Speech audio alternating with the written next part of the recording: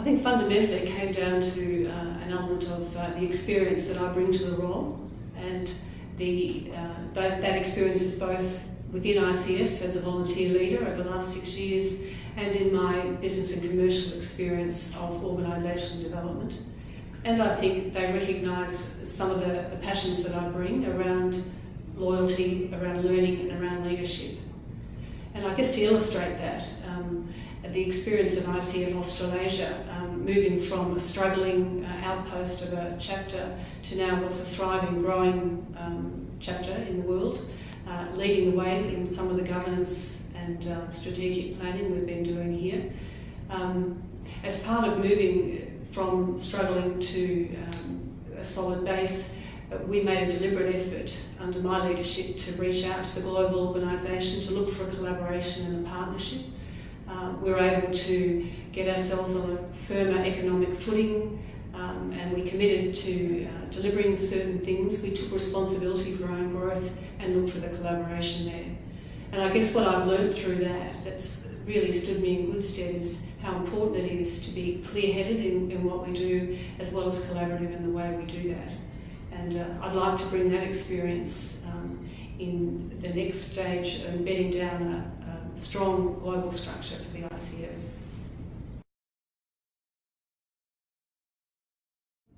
The good thing about being in a leadership role in the ICF at the moment is that we're clear what our members want. We use our knowledge-based approach, and as a result of that, the board in the last year has fine-tuned the key objectives that we'll be working towards for our members. And they are to increase their opportunities for networking, education and business, to really increase their brand awareness of the ICF credential, and to just build up a knowledge base for the importance and efficacy of using credential coaches in coaching.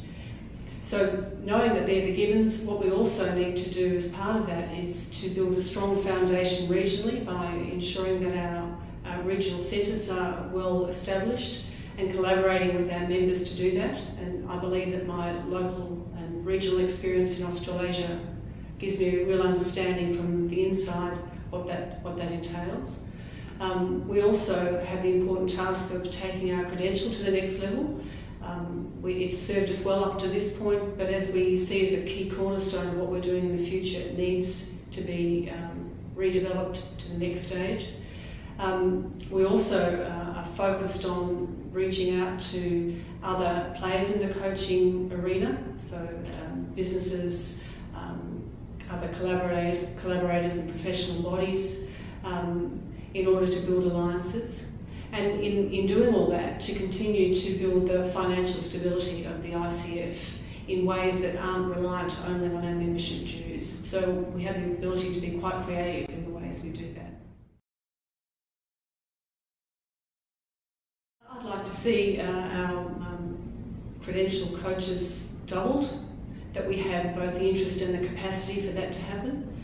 I see that also we'll be in a position to working closely with other peak bodies who recognise the fantastic impact that coaching can have and the possibilities that those sorts of collaborations can have for making a real difference in the world, whether it's around the issues of the environment, around world hunger, or things that really we all aspire to having a positive impact.